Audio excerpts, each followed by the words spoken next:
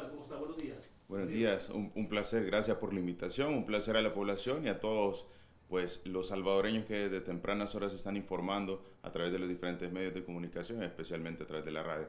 Yo creo que es muy importante el siempre estar todos los inicios de semana con la información actualizada con el tema de salud, porque hemos visto cómo la pandemia nos ha puesto la salud como prioritaria.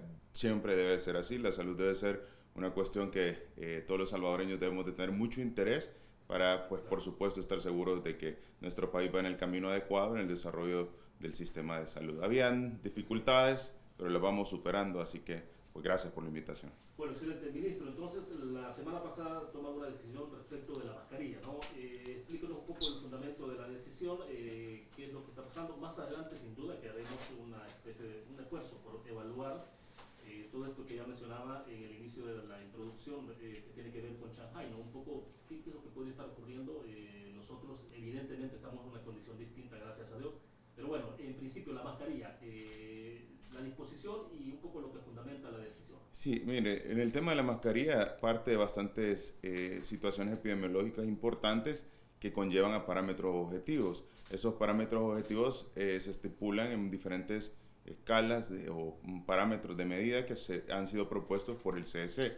Ojo, hay que ser muy enfáticos en que las escalas pueden variar dependiendo de la situación que se quiere medir, porque se puede prestar a que tal vez exista deseos de ciertas personas de generar desinformación. En base a eso, el CDC estableció cómo se podía medir el nivel de contagio en una región, en un país, en un sitio en específico, y estipuló que hay tres parámetros fundamentales a tomar en cuenta. Uno de ellos es el parámetro en el cual nosotros medimos la cantidad de casos positivos que se dan por día.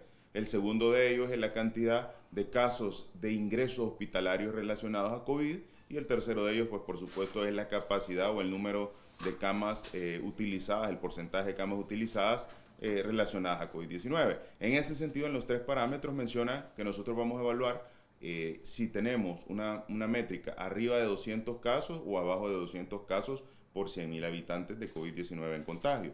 Nuestro país está abajo de 200 casos, lo cual ya nos ubica en la posibilidad de tener un bajo riesgo. Segundo, por 100.000 habitantes, por supuesto. Segundo, tenemos una métrica que nos dice cuál es la cantidad de ingresos hospitalarios por COVID-19 y esta establece que abajo del 10% pues los países están considerados como bajo riesgo, y también la métrica que dice el porcentaje de ingreso hospitalario abajo del 4%, lo cual El Salvador cumple ese parámetro abajo del 4%. ¿Cómo estamos? Sí. 0.33% por 100.000 habitantes de casos de ingresos hospitalarios por COVID, 4%, y de alguna manera esta métrica va variando día a día porque se toma en consideración un promedio de los últimos 7 días, 4%, incluso diría yo, ese dato comienza a bajar de ingreso de uso hospitalario en pacientes COVID, y tenemos 2.29, que es abajo del 200 por 100.000 habitantes de contagios por día. ¿Qué quiere decir? Bueno, cada día se toman las pruebas PCR que nos dice a nosotros si tenemos un paciente positivo o negativo. Sí. Ese número de casos está por debajo. Bueno, hay días que hemos reportado 12 casos, 10 casos, 20 casos, 30 casos confirmados por día. Eso está abajo de, por supuesto, la marca de los 200.000 por 100.000 habitantes. Tenemos una cantidad escasa de ingresos hospitalarios por COVID-19, por lo cual ahorita en El Salvador, en el hospital que consolida la mayor cantidad de manejo de pacientes COVID, tiene 13 pacientes de COVID-19. Tan solo 13 pacientes, el Hospital de El Salvador.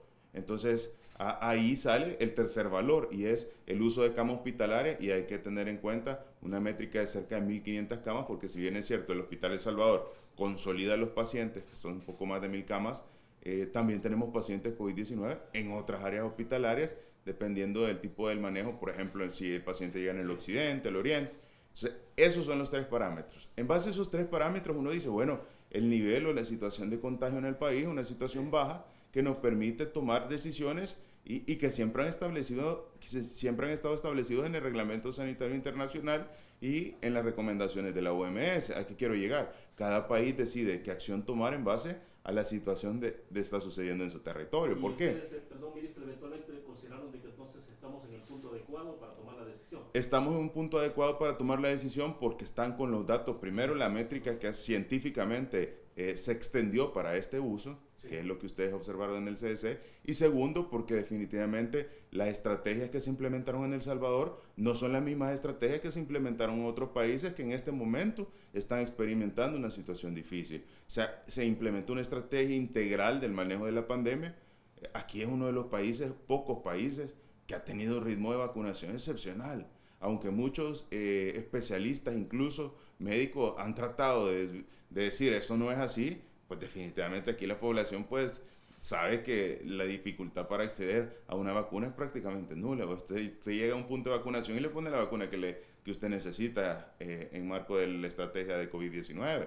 Entonces creo que esos son parámetros que contrastan un poco con las declaraciones de ciertos sectores en los cuales dicen, bueno, es que eso no es así. Sí, pero mire, yo lo que estoy viendo aquí es que yo llegué al centro y me pusieron la vacuna. Y no me la pusieron ahorita, 2 años después de la pandemia. Esto lo empezaron a poner tan solo 6 meses después de haber formulado la vacunación. Entonces, ese tipo de cosas nos dicen a nosotros, definitivamente hay bastante diferencia entre ciertos enfoques o desinformación que genera algunos grupos con la realidad de lo que se experimentó en el país. ¿Qué pasa? ¿Por qué es tan importante la vacunación?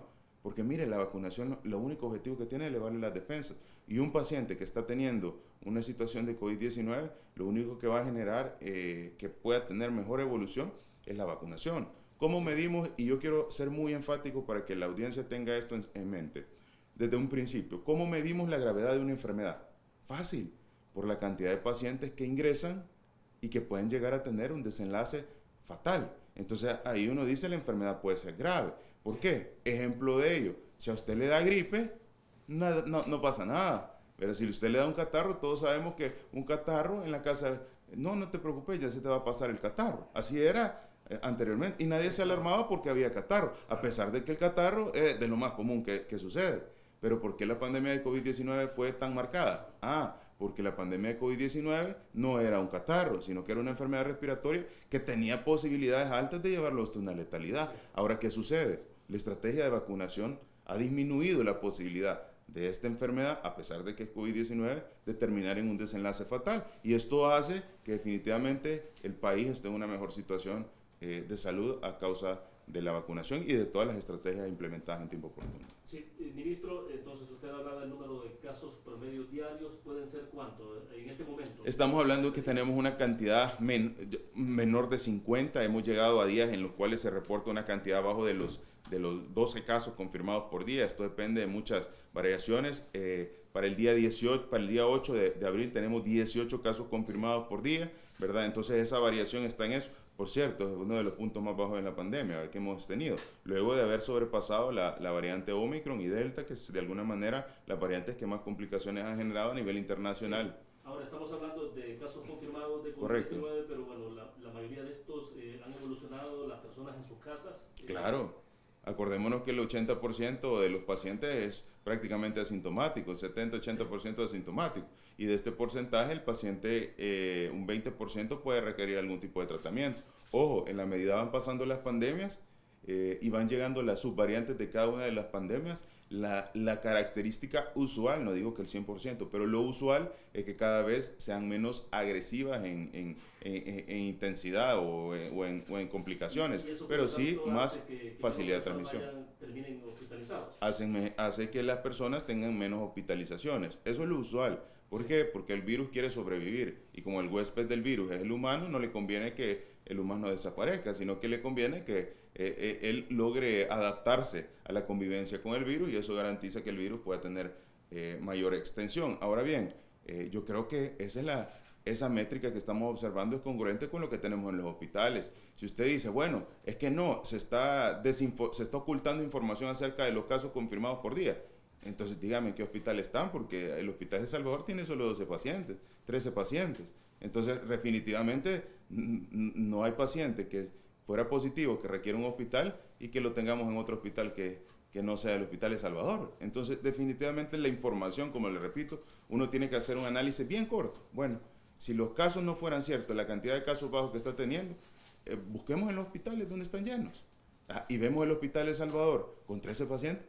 Entonces, no sirve un contraste. Ahora, alguien dirá, pero en China está lleno de contagios. ¿Por qué en El Salvador estamos tan bien? Ah, sencillo, porque se tomaron las decisiones en tiempo oportuno y porque cada país es diferente. No es lo mismo un país como Shanghái, que es de un país como China, específicamente Shanghái, como es su alto ritmo productivo, que para ellos es tan importante frenar el crecimiento porque eso genera que haya una disminución de la recurrencia laboral. Entonces ellos toman medidas excepcionales. ¿Verdad? Además, su densidad poblacional no es la misma que la de El Salvador. Claro. Además, su capacidad de vacunación todavía hace falta, no porque no sea un país fuerte, sino por la cantidad de población que tiene. Entonces, Sí, ¿no? son parámetros que se toman en cuenta. Interesante porque República Popular China incluso estaba facilitando, bueno, acá la primera y segunda dosis es proveniente de República Popular China, y uno supondría o asumiría que automáticamente lo que hay ahí, pues, y además la pandemia comenzó prácticamente, no sé si necesariamente ahí hay todo un debate, pero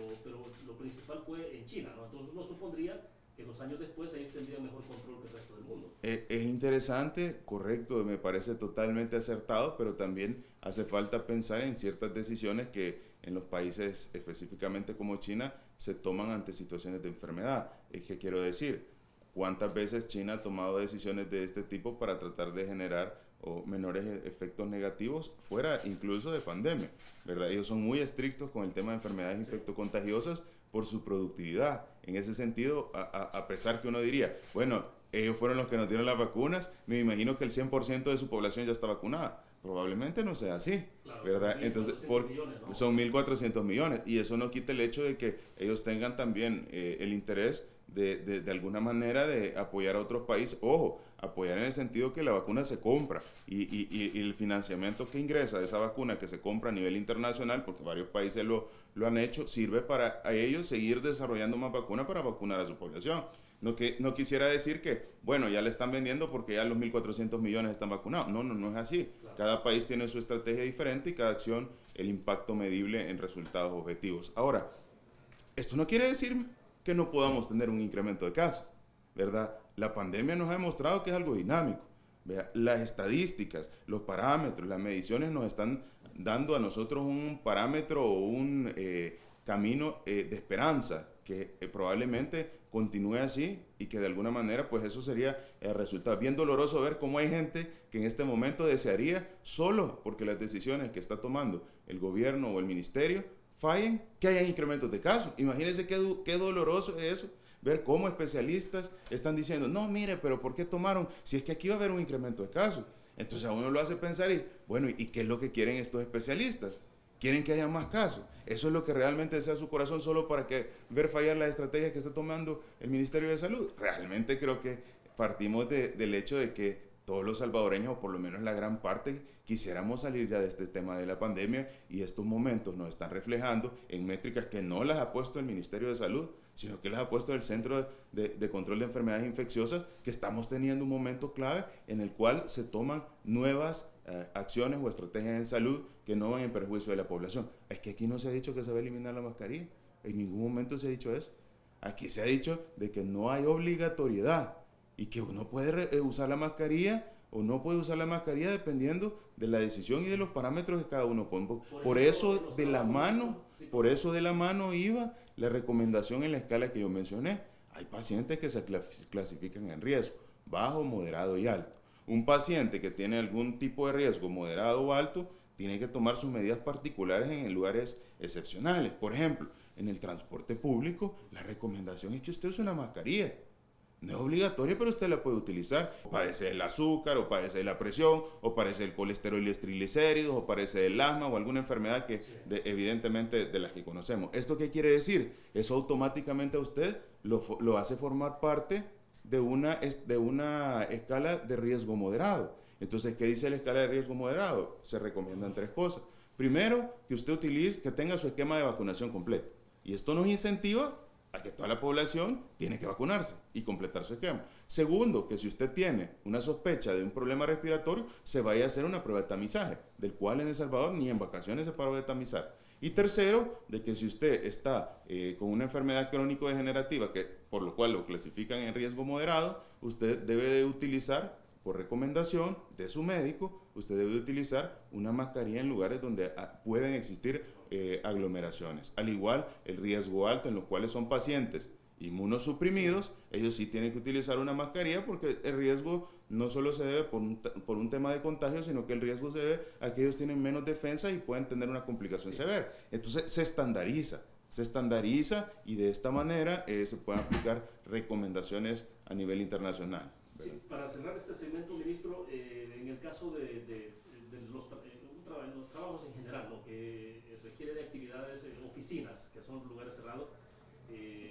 obviamente es recomendable, ¿no?, la utilización. Mire, es recomendable y es voluntario. Es recomendable y voluntario en el sentido de qué es lo que dice la evidencia. ¿Por qué le digo y le insisto en esto? Porque voluntario parte de que ya no es obligatorio. Cada persona puede decidir. Si yo me siento seguro, imagínese perdido un familiar en la pandemia, yo evidentemente lo que voy a hacer es tener pues mayores medidas de precaución porque yo sufrí la pandemia de una manera diferente, ¿verdad? Entonces yo voluntariamente, tenga o no tenga riesgo, la voy a usar. Pero también existe aquellos grupos de personas que pues no se han visto afectados o no han tenido tanta situación adversa y dicen, bueno, ¿y esto cuándo se va a acabar? Pues va a partir de las recomendaciones. Y ahí las recomendaciones son bajo riesgo, moderado riesgo y alto riesgo. Entonces yo voy a hacer un análisis en qué situación me encuentro. Yo soy una persona de 30 años de edad que me encuentro sin enfermedades crónico-degenerativas y estoy en una oficina. ¿Cuál es mi riesgo? Es un riesgo bajo, que me recomienda a nivel internacional el Centro de Enfermedades Infecciosas de Estados Unidos, uno de los más importantes. Mire, usted lo único que tiene que hacer, y ustedes pueden ver la tabla, ahí dice bajo riesgo, la recomendación es sencilla, tenga su esquema de vacunación completo, y si tiene dudas de que tiene síntomas respiratorios, vaya a hacerse una prueba. Solo esas dos recomendaciones son para el bajo riesgo. No lo digo yo, lo dice el CDC. Entonces, independientemente si usted está trabajando en la oficina, si usted está, ¿verdad? Porque es de bajo riesgo. Segundo punto, moderado riesgo. ¿Qué recomienda el CDC? Complete su esquema de vacunación. Si tiene dudas, hágase una prueba. Y si usted padece alguna enfermedad crónico-degenerativa, a la hora que usted se transporte o a la hora que usted esté en aglomeraciones, use una mascarilla. ¿Dónde vamos a estar en aglomeraciones? Evidentemente en el transporte público. Evidentemente, si usted está en una oficina donde hay muchas personas, ¿verdad? Y es cerrado, use una mascarilla. Esa es la recomendación. Tercer punto, alto riesgo. Pacientes que tienen enfermedades que generan inmunodepresión. Pacientes que tienen situaciones de cáncer que están bajo tratamiento y que es inmunosupresión. Todos sabemos que una persona que tiene inmunosupresión, está de más decirlo, que son pacientes que cumplen medidas de seguridad, ni ellos ni salen ya. Solo por tratan de no salir. ¿Por qué? Porque tienen miedo de enfermarse. Eso sin que contemos que estemos en pandemia. Pregúntele usted a un paciente renal que esté con una inmunosupresión, si sale de la casa, no sale porque sabe que tiene riesgo de enfermarse, aunque no fuera pandemia. Entonces, en este caso, evidentemente, si un paciente tiene inmunosupresión, la recomendación es que use una mascarilla. Y todo eso está establecido en lo que se reguló en base a los parámetros. ¿Cómo está el país? Sí, a nivel de varios países, pues definitivamente no es que lo estimen como completo el esquema, sino que dicen, bueno, ya una población con 2 dosis es una población protegida.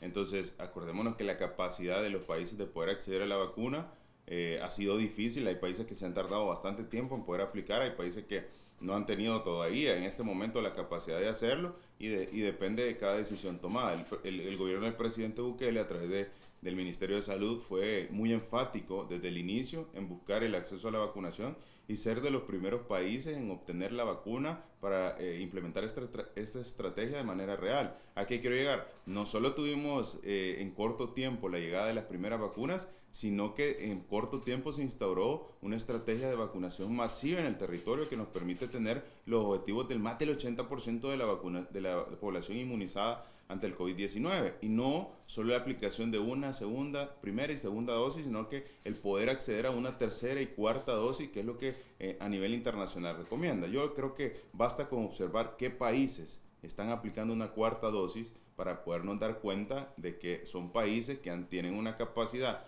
y han sido muy exitosos en su vacunación, como es el caso de Israel, que valga la redundancia, fue uno de los primeros países en tener el 90% de cobertura de vacunación en el esquema de vacunación. Y bueno, y dirá, ¿y por qué no tiene el 100%? Porque existen parámetros que hacen que los grupos poblacionales no alcancen al 100% la vacunación. ¿Y qué son esos? pues son personas que no se pueden vacunar porque no cumplen las recomendaciones, personas abajo de los 3 años, de los 6 años, dependiendo de lo que los países estipulen, personas como aquellos que creen mucho en el movimiento antivacunas, que hay que recalcarlo, y que son las situaciones en las que se va a enfrentar el país. Pero, ¿por qué lo traigo a colación? Sí. Porque ustedes pueden darse cuenta cómo nuestra estrategia de vacunación se ha puesto al nivel de estrategias de vacunación como países de Israel que han sido pioneros, países europeos que también están siendo pioneros y que les permite pues, tener esa cuarta explicación. Pero, ¿qué sucede con la vacunación? A medida va pasando el esquema de tratamiento médico, que nosotros le llamamos el apego médico, siempre disminuye. Y el ejemplo que yo mencionaba era cuando usted va donde el doctor, le deja un tratamiento médico y le deja, tómese esta cajita de antibiótico, ¿verdad? En ciertas ocasiones sucede que el paciente se toma los primeros días del medicamento, pero ya los últimos días como que ya no se lo toma completo, ¿verdad? Y quiera o no, eso de alguna manera es el apego. Le dicen a usted, tiene que ir a su cita de control y va a las primeras y después ya no va. Entonces, en medicina sucede que en la medida vamos avanzando, vamos disminuyendo el apego y eso está evidentemente mostrado en la vacunación. La mayor parte de la población se puso la primera dosis, un porcentaje menor la segunda, un porcentaje menor la tercera y un porcentaje menor va a ser la cuarta. Ahora, ¿por qué hay tanta diferencia entre la tercera y la cuarta con la primera y la segunda? Evidentemente porque son las últimas estrategias que han sido implementadas y estrategias que requieren un periodo de tiempo mayor que las primeras. Cuando usted iba a ponerse la primera dosis, ¿en cuánto tiempo tenía el refuerzo? En un mes. Corto, ¿verdad? Y ¿en cuánto tiempo requiere una tercera? En 3 meses. Cuando iniciamos eran más, eran cerca de 6 meses, ahora está en 3 meses. ¿Y la cuarta dosis cuánto requiere? 3 meses, pero 3 meses después de la última, de la tercera dosis. Entonces es evidente que el crecimiento va a ser pues mucho más despacio que el crecimiento de las primeras 2 dosis que se pusieron inicialmente, pero que el país desde el momento en que lanza una tercera o cuarta dosis, pues tiene que tener contemplado la capacidad de poderle poner a toda la población una tercera y cuarta dosis. Y tendrá que ver mucho, me imagino, también con la confianza que va sintiendo la población, ¿no? Porque, totalmente. Me voy a poner un poco de ejemplo que no es usual, no lo suelo hacer, pero vaya, yo tengo las 3 dosis, la cuarta dosis ya la estoy tomando más así. No digo que no me la voy a colocar, pero ya un poco más relajado, digamos, o sea, uno quizás con un poco menos de preocupación o tensión. Yo creo que es exactamente lo que usted está diciendo, es lo que la mayoría de la población suele experimentar y yo creo que a todos nos ha pasado. Mi recomendación por el tema de salud es, mire, actualicémonos o pongámonos hasta la última dosis que sea la correspondiente, pero usted tiene toda la razón en el sentido de decir, bueno, no quiere decir que no me la voy a poner, pero tengo un poco más de tiempo de tomar esta decisión, ¿verdad? Y al final yo creo que eso es uno de los pilares fundamentales que usted puede observar desde que el presidente Bukele nos dio el inicio de esta estrategia, y es que la vacunación es voluntaria, parte de la decisión personal, como todo tratamiento médico, ¿verdad? Como todo tratamiento médico, usted decide por su salud, nosotros le recomendamos, vea, como médicos, y usted decide si procede con nuestra recomendación. Entonces creo que desde el inicio ustedes pueden ver y la población lo puede ver, la estrategia de vacunación ha cumplido los criterios que tenía que cumplir, ser universal, ser gratuita, pero a la vez ser voluntaria, y ha respondido la población. Gracias a esa situación El Salvador está con el parámetro o la estadística epidemiológica de COVID como estamos observando. 12 pacientes, 13 pacientes en el hospital de El Salvador. De verdad, a mí me da alegría ver esa cantidad de pacientes ahí porque dice, bueno, cada decisión, cada situación difícil que nos tocó enfrentar a todos los salvadoreños en momentos pasados ha tenido resultados que puede ser medible y el hospital está vacío gracias a esto. Sí, algunas consideraciones acá, creo que hay de alguna manera algunas preguntas o algunas respuestas que ya se dieron, pero voy a leer los comentarios. Dice alguien de terminación de celular 1515, ministro dice, ¿cómo se explica que previo a las vacaciones, usted había dicho en conferencia que posterior al periodo de vacaciones podríamos tener una nueva ola y de repente 2 días después dice de finalizado el periodo vacacional ya no es necesaria la mascarilla? ¿Cómo se explica esto entonces? ¿Hubo algún estudio previo?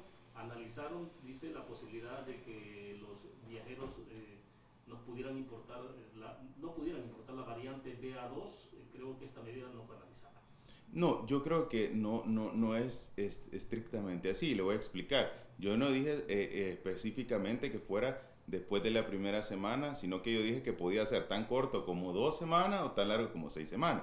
los modelos establecían que podía ser en ese periodo, incluso que podía ser en el periodo también pues vacacional. ¿Qué observamos? Estamos observando la métrica internacional, estamos observando que otros países pues no han tenido tantos efectos adversos a causa de BA2 y estamos observando que en el país pues tampoco se han incrementado, pero eso es un riesgo latente, es un riesgo que puede existir. Ahora bien, esto no quiere decir que no existan también recomendaciones internacionales en base a las situaciones que el país está experimentando con los contagios. Aquí, y quiero volver a ser muy enfático y con esta pregunta bastante enfático, aquí no se ha dicho El Salvador no utilice una mascarilla, ¿verdad? No hemos dicho en ningún momento que ya ahora ya nadie tiene que usar una mascarilla. Hemos dicho que no es obligatorio, ¿verdad? Eso quiere decir que todos sabemos que ante lo que hemos aprendido de la pandemia, es importante el tener la conciencia de que ante un problema respiratorio todos debemos utilizar una mascarilla para proteger y proteger al resto de la población.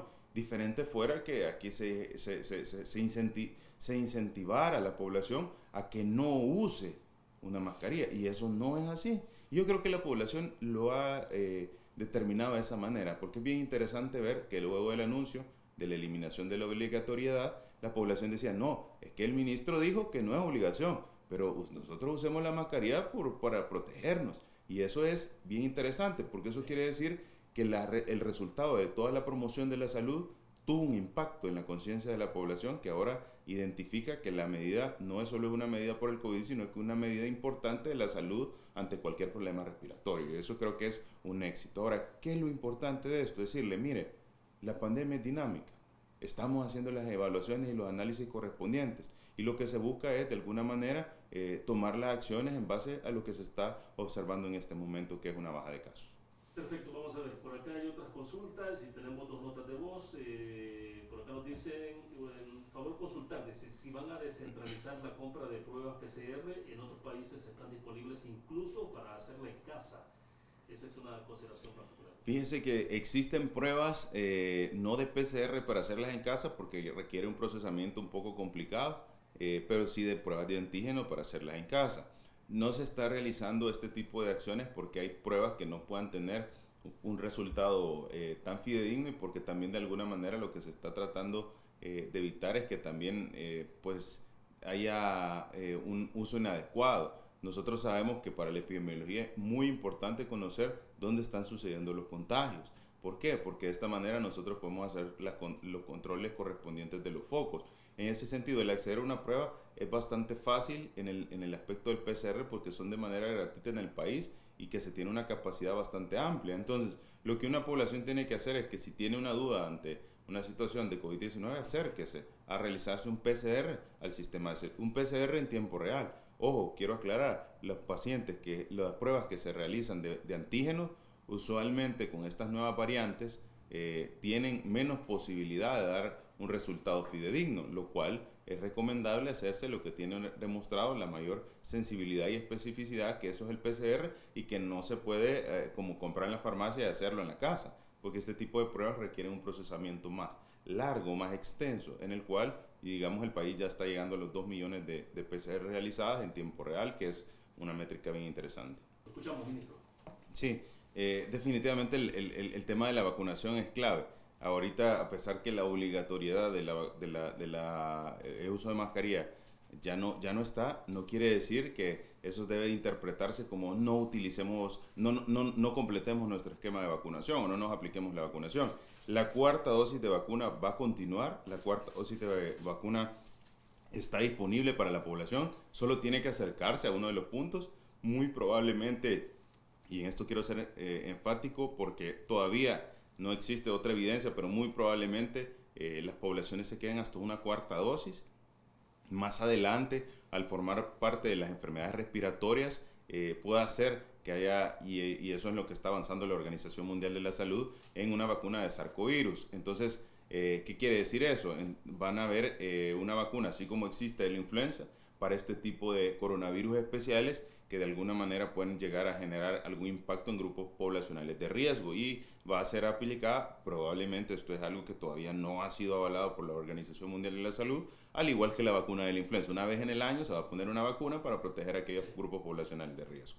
Con relación a la pandemia ha sido difícil, pero yo creo que todos los salvadoreños hemos contribuido porque salgamos adelante. Esto no es el trabajo de un solo grupo de personas, sino que es el trabajo de toda la población y de verdad me da una alegría ver cómo se ha unido el país para poder vencer la batalla de esta enfermedad. Cada uno ha aportado su granito, cumpliendo las medidas, haciendo sus propias recomendaciones con el resto de la población y creo que vimos la gravedad de esta enfermedad y todos nos unimos para poder salir de esta situación. Ahora, con el tema que se mencionaba al principio, definitivamente puede existir un riesgo de que continúen apareciendo nuevas variantes, que continúen apareciendo nuevas situaciones adversas de salud pública relacionadas al COVID-19, pero también existe ya un trabajo que no es de menospreciarlo, un trabajo de 2 años en el cual el país ha cumplido todas las recomendaciones internacionales que permiten ver un camino o un futuro esperanzador. ¿Vea? ¿Qué pasa a nivel internacional? ¿Por qué se emiten las alertas? Porque no todos los países han tenido la oportunidad de avanzar en lo que se ha identificado es eficiente para cuidar la salud. ¿A qué me quiero referir? ¿Cuántos países tienen una promoción de la salud como la que tiene El Salvador? Y voy a retomar sus palabras. El 75% de la población, decía el salvadoreño que nos preguntaba, usa la mascarilla, ¿verdad? Entonces, ¿qué quiere decir? No, mire, hay países que nadie se pone la mascarilla. Hay países de hecho, ni tengo siquiera... compañeros que han viajado recientemente a Europa y a Estados Unidos y entonces se quedan así como asombrados porque dice, incluso a uno que usa mascarilla lo ven un poco extraño. En eso. Es correcto, y eso es lo que sucede. Yo le voy a poner un ejemplo de esto. ¿Se acuerda hace un par de años que surgió lo de la gripe aviar? Hace ya un par de años atrás, ¿verdad? Era la H1N1, ¿no? La H1N1 fue la que sucedió en México, que hace un par de años, pero hace 10 años que fue la gripe aviar. ¿Se recuerda qué pasaba cuando usted veía a una persona de China viajar? Que iban con su mascarilla, casi que con traje, y todos los veían raro porque se usaban... Eso es lo que está sucediendo en otros países cuando ven a personas que todavía usan mascarilla. Lo ven como raro, lo ven como dicen, bueno, y hasta lo ven así de lejos, ¿y por qué usa mascarilla? Ah, pues imagínense qué interesante que el cumplimiento de las medidas que tiene el país ya está siendo observado de esa manera en otros países. Y eso quiere decir que la estrategia de prevención y el cumplimiento de la normativa ha penetrado tanto en la población que no necesitan de que le diga nada cuando usted ya está viajando y está usando su mascarilla. Entonces, eso es lo que está sucediendo. Entonces, cada decisión ha contribuido. Los países no todos tienen el nivel de vacunación que tiene El Salvador. Aunque muchos sectores, aunque muchas personas que quieren generar desinformación traten de decir lo contrario, no es así. Pocos son los países que han llegado a este nivel y pocos son los países que están obteniendo los resultados de haber tomado esta decisión oportuna. ¿Cuáles son esos resultados? Mire, el Hospital de El Salvador tiene 13 pacientes, ¿vea? Y esos 13 pacientes no crea que son solo porque aquí hay medidas exigentes, porque usted aquí en El Salvador, ¿verdad? Desde un principio ya hemos dicho, y lo dijo la Organización Mundial de la Salud, usted no va a frenar que entre el virus por una de las fronteras. Usted lo que puede hacer es estar preparado para atender a la población. Y aquí lo que hemos hecho es estar preparados. Entonces, ¿qué está sucediendo? El resultado de las estrategias es visible. Vea, ha venido gente de otros países, se cumple el reglamento sanitario internacional, se toman las medidas, pero las medidas que se tomaron nos permiten tener 13 pacientes en el hospital, que quisiéramos que sean 0, definitivamente, y queremos llegar a ese momento en el cual la población pueda tener la tranquilidad que el COVID ya no es una situación pandémica y adversa, sí seguirá siendo una enfermedad respiratoria, como una enfermedad como la influenza, que valga la redundancia, la influenza tiene un 7-10% de mortalidad. Eso quiere decir que hay personas que se mueren por influenza. Entonces, a eso queremos llegar, que sea un punto en el cual los efectos pues sean los menores posibles y que la población pueda estar tranquila. Perfecto, tenemos por acá una consideración es un tema distinto que estamos abordando. Dice, buenos días William, dice, recientemente un familiar tuvo una mala experiencia en el Hospital Nacional Sacamil. Mi sobrino de 12 años lo consideraron ya adulto y lo pusieron en habitación con pandilleros. Uno hasta COVID tenía y médicos y enfermeras y ordenanzas atendiéndolos increíbles. Estos muchachos lo que pedían les llevaban. Ojalá esto pueda leerse. Aquí es una situación muy particular que expresa el amigo de terminación 1245. Sí, normalmente los hospitales trabajan en base a un grupo etario, ¿verdad? Después de los 12 años, generalmente ya se trabaja en hospitales nacionales y abajo de los 12 años en el Hospital Bloom, ¿verdad? hay consideraciones especiales, vamos a hacer las correspondientes investigaciones, ver qué es lo que sucedió y si nos puede regalar la información. No quiere decir que debería de haber estado en una situación en la cual él se siente incómodo. El tratamiento médico debe ser en un ambiente donde pues predomine el querer salir de esta enfermedad. Si ese inconveniente sucedió, lo vamos a analizar y a solventar y a tomar las medidas correspondientes y pues pedirle las disculpas del caso en esta situación. Si nos pudiera brindar más información, eso nos podría ayudar a poder mejorar cada día más el sistema de salud. Queremos ir avanzando, definitivamente ustedes saben que los hospitales nacionales y a nivel ya también de otros países se ha demostrado que es difícil poder tener una habitación por cama, como para poder de alguna manera aislar a cada paciente.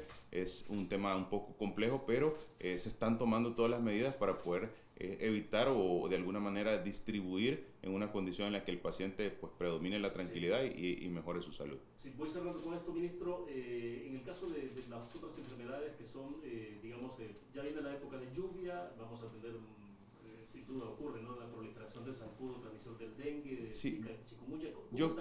Yo creo que es muy importante abordar precisamente esa enfermedad que son las arbovirosis por el tema de que vienen las lluvias. No contribuye que tengamos lluvias aisladas, o sea, llueve, deja de llover, pasa un tiempo, vuelve a llover. Eso genera más precipitación y formación de criaderos de zancudos, y esto es importante. El Salvador ha tenido un incremento de casos sospechosos de arbovirosis, específicamente de dengue. A esto se ha hecho intervenciones importantes para poder identificar si estos casos han sido positivos. Y ahí quiero ser muy claro. Cuando uno dice casos sospechosos es que se aplica una definición de casos que es que tenga ciertos parámetros como cefalea, fiebre, dolor retroocular, ciertos síntomas, y uno lo puede clasificar como un caso sospechoso. No quiere decir que sea dengue. Es un caso que cumple los síntomas que, por cierto, vale la aclaración, son síntomas generales, síntomas que cualquier proceso viral le pueden dar. Entonces, ¿qué tiene de importante esto?